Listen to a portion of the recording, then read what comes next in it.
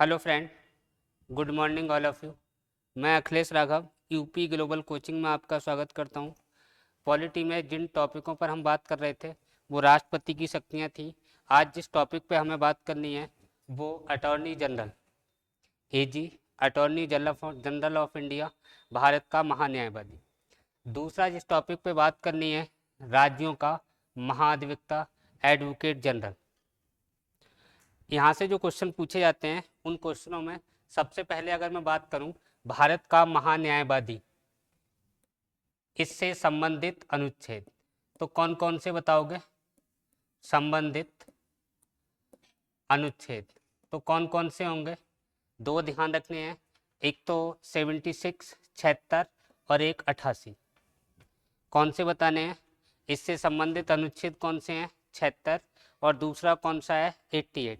अगर मैं जो राज्यों में महाधिवक्ता होता है, एडवोकेट जनरल होता है, इससे संबंधित अनुच्छेद कौन कौन से हैं, तो एक तो 165 बताना है और दूसरा 177 बताना है। यहाँ पे जो 76 में एजी के लिए लिखा है, भारत के महान्यायवादी के लिए लिखा है, वही बात है 165 में एडवोकेट जनरल के लिए लिखी है। अब क्या क्या लिखा है, कौन कौन सी बातें हैं, उन पे हम बात करते हैं। सबसे पहले हम देख लें भारत का महान्यायवादी, ये होता क्या है। भारत का प्रथम विधिक अधिकारी किसको कहा जाता है?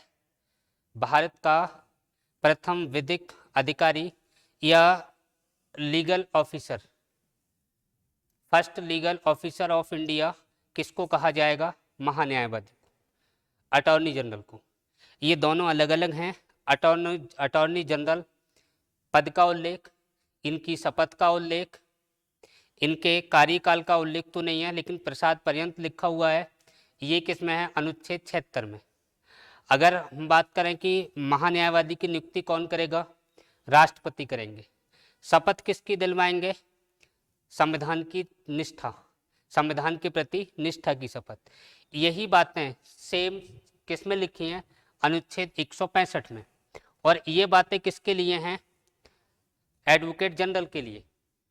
अच्छा, अगर आपसे पूछा जाए राज्य का प्रथम विधिक अधिकारी कौन होता है, तो राज्य का, किसी भी राज्य का प्रथम विधिक अधिकारी, विधिक अधिकारी किसको बताएंगे यहाँ पे?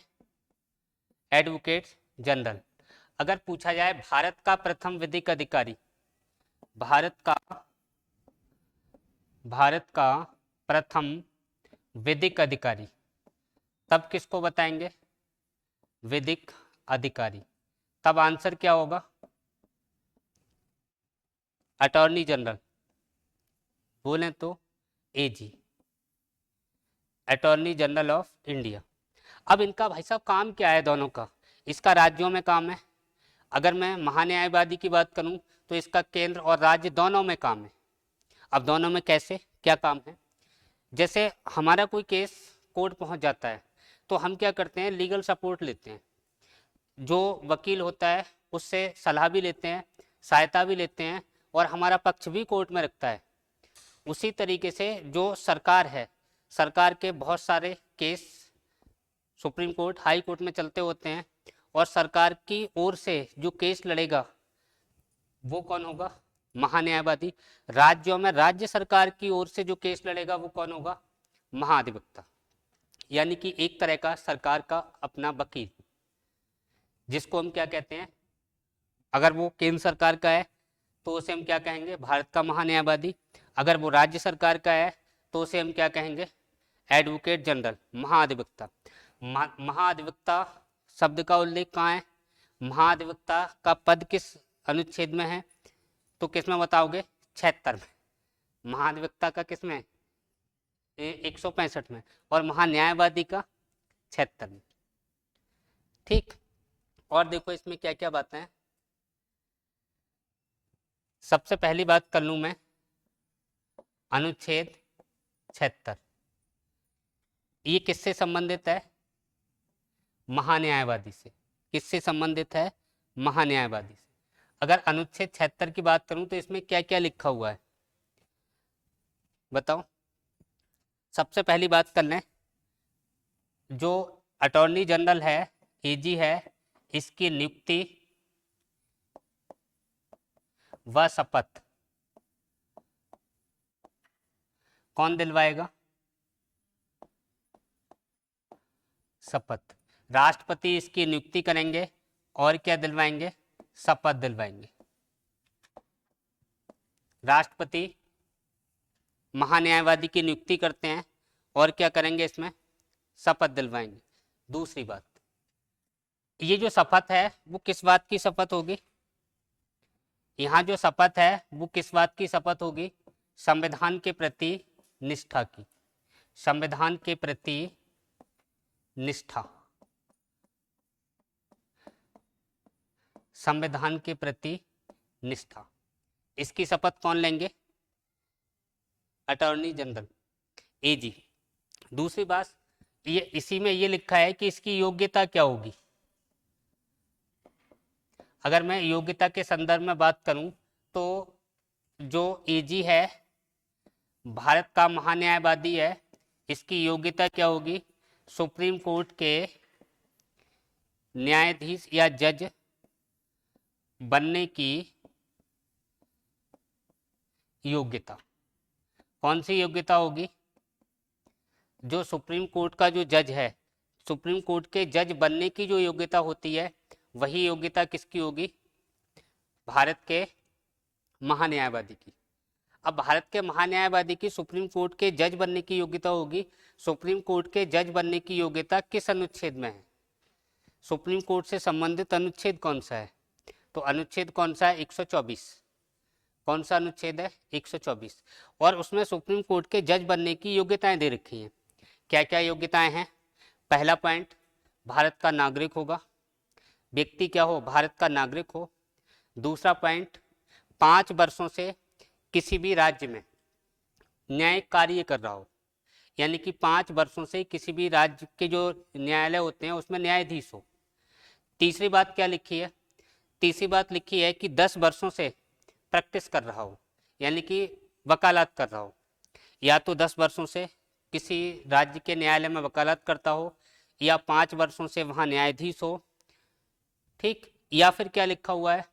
राष्ट्रपति की नज़र में कानून का ज्ञाता हो, यानी कि राष्ट्रपति की नज़र में लीगल एक्सपर्ट हो। ऐसे किसी भी व्यक्ति को भारत का महान्यायवादी नियुक्त किया जा सकता है। ये जो नियुक्त किया जाएगा, राष्ट्रपति ये जिसको नियुक्त करेंगे वो मंत्रिपरिषद की सलाह पर करेंगे, ये भी ध्यान रखना है। यानी स्वविवेकीय शक्ति का प्रयोग नहीं करेंगे। किसकी सलाह पे करेंगे? मंत्रिपरिषद की सलाह पर। तो मंत्रिपरिषद की सलाह पर राष्ट्रपति किसकी नियुक्ति करते हैं? अटॉर्नी जनरल की, भारत के महान्यायवादी की नियुक्ति करते हैं। शपथ दिलाते हैं, और शपथ कौन सी? संविधान के प्रति निष्ठा की शपथ दिलाते हैं। ठीक। योग्यताएं क्या हैं? इसकी जो योग्यताएं होंगी वो कहाँ मिलेंगी? अनुच्छेद 124 में मिलेंगी। और 124 में सुप्रीम कोर्ट के जज होने की योग्यताएं दे रखी हैं।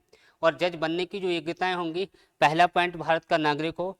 दूसरा, 5 वर्ष से किसी भी हाई कोर्ट में न्यायाधीश हो, या फिर 5 वर्ष से न्यायाधीश ना हो। फिर या में क्या लिखा है? या में लिखा है 10 वर्षों से वकालत कर रहा हो, प्रैक्टिस कर रहा हो। या फिर अगर 10 वर्षों से प्रैक्टिस भी नहीं कर रहा है, 5 वर्षों से जज भी नहीं है, तब भी बन सकता है। उसके लिए कंडीशन क्या है? कि राष्ट्रपति की नज़र में कानून का ज्ञाता हो। इस आधार पर हम भारत में किसी भी व्यक्ति को महान्यायवादी मंत्रिपरिषद की सलाह पर राष्ट्रपति नियुक्त कर सकते हैं। इसके अलावा अगर मैं इसके कार्यकाल की बात करूं, कार्यकाल, तो कार्यकाल संविधान में नहीं दे रखा है। फिर क्या दे रखा है? प्रासाद पर्यंत, यानी राष्ट्रपति के प्रासाद पर्यंत। कब तक पद पर रहेगा? राष्ट्रपति के प्रासाद पर्यंत। इस प्रासाद पर्यंत का अर्थ मैं बता चुका हूं आपको। कब तक? जब तक मंत्रिपरिषद अगर ये कह दे कि इसको पद से हटाना चाहिए, तो राष्ट्रपति इसको हटा सकते हैं। बात क्लियर हो गई? इससे अगला पॉइंट देखें, कार्यकाल हो गया। इसके बाद इनका काम क्या है? कार्य देख लो। कार्य क्या होंगे? हाँ, विधिक, यानी कि जो भारत सरकार है भारत सरकार को विधिक सलाह व सहायता देना। भारत सरकार को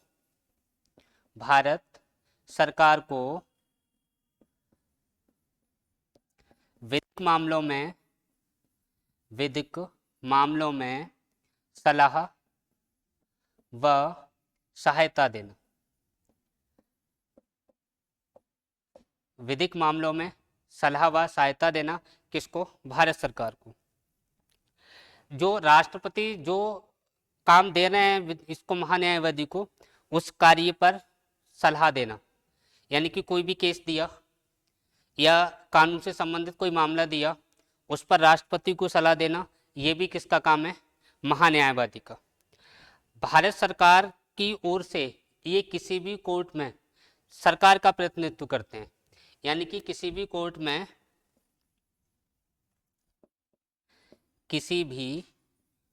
में भारत सरकार का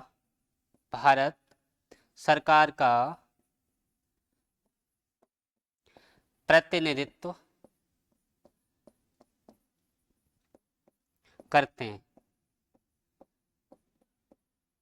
भारत सरकार का प्रतिनिधित्व कौन करता है? Attorney general. अगला पॉइंट, एक अगला पॉइंट जो देखना है वो ध्यान रखना है, भारत के इम्पोर्टेंट है, भारत के राज्य क्षेत्र में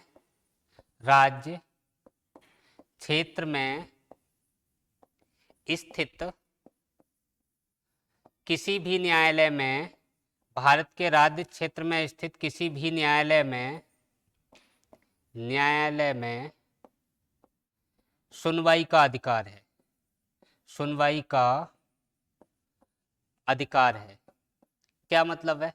इसका मतलब यह है कि ये भारत के राज्य क्षेत्र में स्थित किसी भी न्यायालय में बैठकर सुनवाई कर सकते हैं।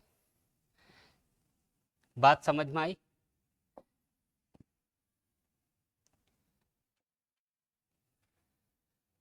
भारत के राज्य क्षेत्र में स्थित किसी भी न्यायालय में, यानी भारत में चाहे ये जो राज्यों के न्यायालय हैं, हाई कोर्ट वगैरह हैं, चाहे जो सेंटर के कोर्ट हैं, उनमें किसी में भी बैठकर ये सुनवाई कर सकते हैं, ये भी अधिकार इनको होता है। मुख्य काम इनको लीगल सपोर्ट करना है भारत सरकार को। यहाँ तक अगर मैं अगला अनुच्छेद देखूं 88, इसमें क्या लिखा है? अनुच्छेद 88 में क्या लिखा है? ये किससे संबंधित है? अनुच्छेद 88 जो संबंधित है वो संसद से संबंधित है, यानी कि संसद में जो अटॉर्नी जनरल है, एजी है, इसके क्या क्या कार्य होंगे? किससे संबंधित है? संसद से। अब संसद में इसको क्या क्या अधिकार प्राप्त हैं भारत के महान्यायवादी को? पहली बात, ये संसद की बैठकों में भाग ले सकता है। यानी कि संसद की अगर बैठक चलती हो तो संसद की किसी भी बैठक में ये भाग ले सकते हैं। दूसरा काम, भाग तो ले ही सकते हैं लेकिन उसे संबोधित भी कर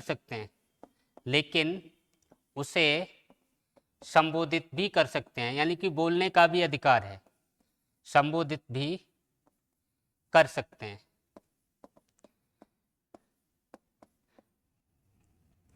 तीसरी बात क्या लिखी है? संसद की किसी भी समिति के सदस्य भी हो सकते हैं। संसद की किसी भी समिति के सदस्य भी हो सकते हैं। और लास्ट पॉइंट क्या लिखा हुआ है, इसको थोड़ा ध्यान रखना, इम्पोर्टेंट पॉइंट है। लेकिन इन्हें मताधिकार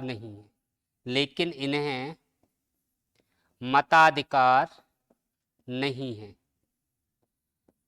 बस इस पॉइंट को ध्यान रखना। संसद में जा सकते हैं, बोल सकते हैं, किसी समिति के सदस्य हो सकते हैं, ठीक है, लेकिन अगर जहां वोटिंग होती हो संसद के अंदर तो वोट करने का अधिकार इनको नहीं है। इतनी बात क्लियर हो गई। अगली बात सुन लो। अगर आपसे पूछा जाए भारत के प्रथम महान्यायवादी, महान्यायवादी, आंसर क्या होगा? कौन थे? MC Setalvad, MC Setalvad. ये कब तक रहे थे? 1952 से कब तक? 1950 से होगा कार्यकाल इनका, 1950 से 1963 तक, 1950 से 1963 तक, यानी कितने वर्ष रहे ये? 13 वर्ष। यानी कि सर्वाधिक कार्यकाल जिस महान्यायवादी का अब तक रहा है वो कौन है? MC सीतलवाड़। ये भी पॉइंट ध्यान रखना है, इनका सर्वाधिक कार्यकाल रहा। अब तक का सर्वाधिक कार्यकाल किसका रहा है? कार्यकाल किसका बताओगे? MC सीतलवाड़ का। अब तक सर्वाधिक कार्यकाल जिनका रहा है वो कौन है? MC सीतलवाड़। कब से कब तक रहे? 1950 से 1963 तक रहे हैं। दूसरी बात, अगर आपसे पूछा जाए, करंट का क्वेश्चन है, इंपॉर्टेंट करके लिख दे रहा हूँ, कि भारत का वर्तमान में महान्यायवादी कौन है? भारत का वर्तमान में महान्यायवादी कौन है इस समय? भारत का वर्तमान में महान्यायवादी कौन है? R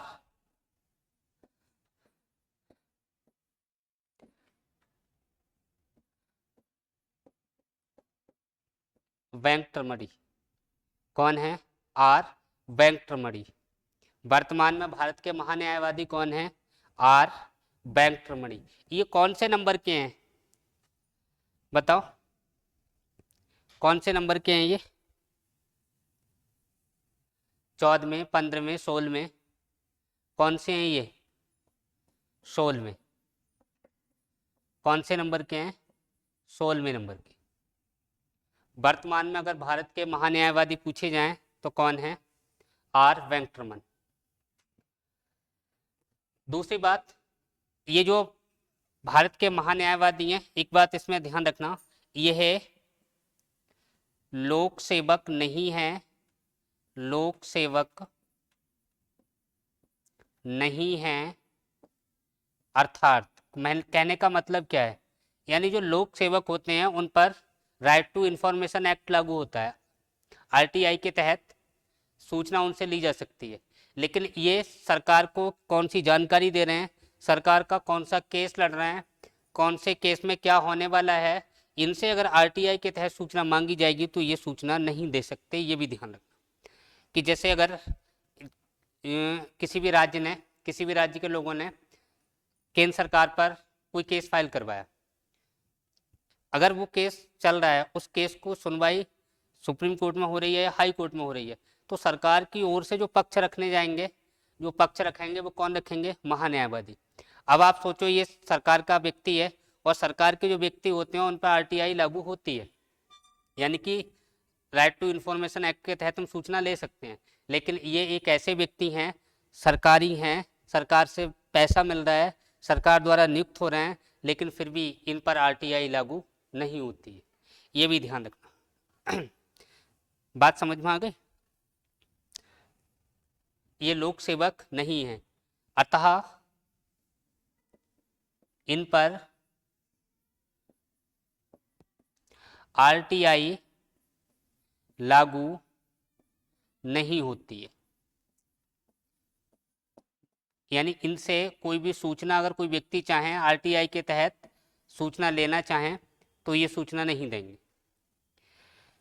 अब देखो, जो भारत सरकार है उस पर बहुत सारे केस चलते हैं, अलग अलग राज्यों से चलते हैं, तो इतने सारे राज्यों में जाना, सरकार का पक्ष रखना एक व्यक्ति के लिए बहुत मुश्किल काम होता है।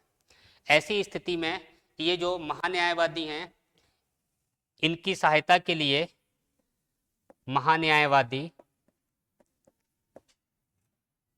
इनकी सहायता के लिए इनकी सहायता के लिए कौन होते हैं? सहायता के लिए सॉलिसिटर जनरल नियुक्त किए जाते हैं। सॉलिसिटर जनरल नियुक्त किए जाते हैं। अब देखो, नियुक्त किए जाते हैं, सॉलिसिटर जनरल जो नियुक्त किए हैं, इनकी सहायता के लिए कौन होते हैं? इनकी सहायता के लिए एडी सॉलिसिटर जनरल, सॉलिसिटर जनरल होते हैं, जनरल होते हैं। फिर से सुनो, अब देखो, एक व्यक्ति सरकार का हर जगह पक्ष नहीं रख पाएगा, हर राज्य में, अलग अलग राज्य में नहीं जा पाएगा। ऐसी स्थिति में जो महान्यायवादी है, इनकी सहायता के लिए कौन होते हैं? Solicitor general. अब ये जो सॉलिसिटर जनरल हैं, इनकी अगर हम बात करें तो सॉलिसिटर जनरल ये नियुक्त होते हैं, ये सहायता किसकी करते हैं? भारत के महान्यायवादी की। अब ये सॉलिसिटर जनरल मिलकर और महान्यायवादी मिलकर भी सरकार के केसों को विभिन्न राज्यों में नहीं जा सकते, क्योंकि इनकी संख्या भी 2-4 होती है, यानी एक महान्यायवादी 2 या 4 या 6, इससे ज़्यादा सॉलिसिटर जनरल को नहीं रख सकता। ऐसी स्थिति में ये 4-6 लोग मिलकर सरकार के काम को नहीं संभाल पाते। तो ऐसी स्थिति में क्या करते हैं? सॉलिसिटर जनरल हैं, इनकी सहायता के लिए कौन नियुक्त कर लिए? एडी सॉलिसिटर जनरल, ये इनकी सहायता के लिए होते हैं। अब यहाँ पे क्या है कि मैंने ये सॉलिसिटर बोला और इनकी सहायता के लिए एडी सॉलिसिटर बोला। ये जो लोग हैं, एडी सॉलिसिटर जनरल, ये जो लोग हैं, यहाँ समस्या ये है,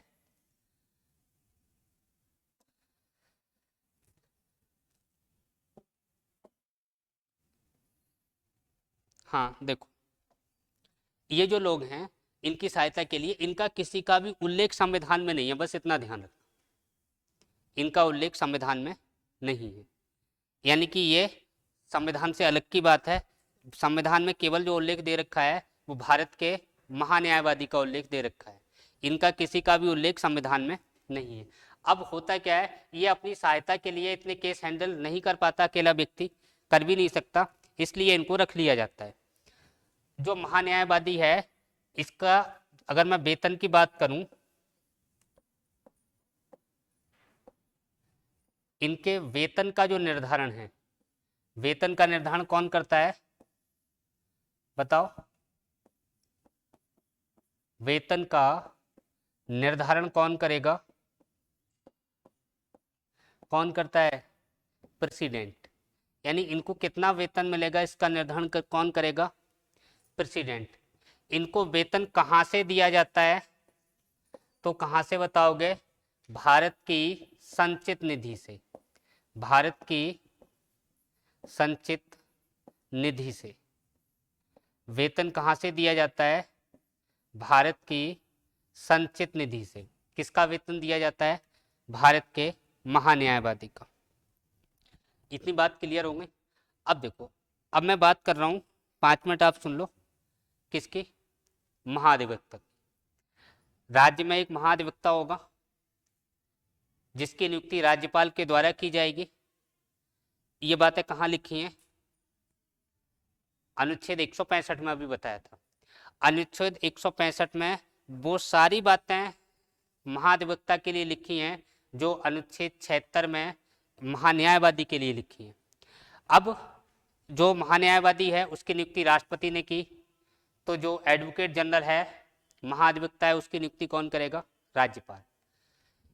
इसकी अगर हम देखें, महान्यायवादी की, इसकी नियुक्ति राष्ट्रपति कर रहे हैं, उसकी नियुक्ति राज्यों में राज्यपाल कर रहे हैं।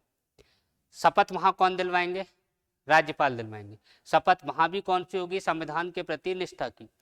जो महान्यायवादी है इसकी योग्यता हमने देखी सुप्रीम कोर्ट के जज बनने की योग्यता हो, जबकि महाधिवक्ता के लिए राज्य का हाई कोर्ट जो होता है, उच्च न्यायालय होता है, उस हाई कोर्ट के जज बनने की योग्यता होनी चाहिए।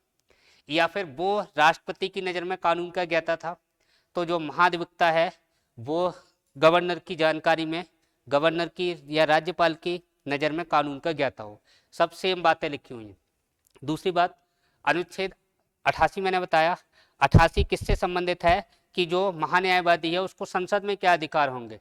सेम इसी तरीके से अनुच्छेद 177 अनुच्छेद क्या बताता है कि जो महाधिवक्ता नहीं, एडवोकेट जनरल, ठीक है, जो एडवोकेट जनरल है, महाधिवक्ता है, इसके जो राज्य का विधानमंडल है उसमें क्या क्या अधिकार होंगे वो बात करता है। कौन सा? अनुच्छेद 177।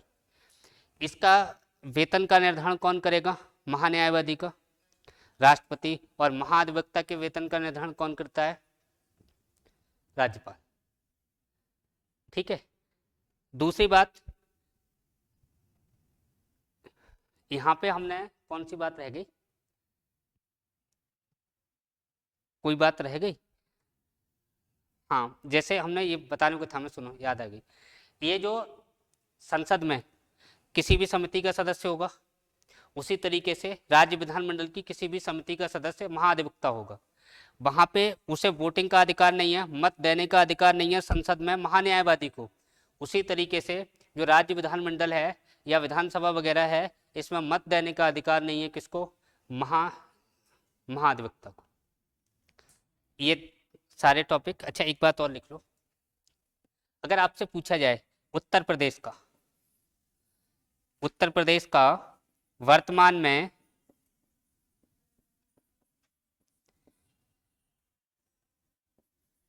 महाधिवक्ता कौन है? महाधिवक्ता, आंसर क्या बताओगे? उत्तर प्रदेश का महाधिवक्ता कौन है? बताओ। अजय कुमार मिश्रा। क्या बताओगे? अजय कुमार मिश्रा। अजय कुमार मिश्रा। बस इतना सा ध्यान रखना है, बाकी टॉपिक कंप्लीट हुआ। कल जो बात करेंगे वो किस पे करेंगे? कैग पर, भारत का नियंत्रक महालेखा परीक्षण। ठीक है, थैंक यू, धन्यवाद।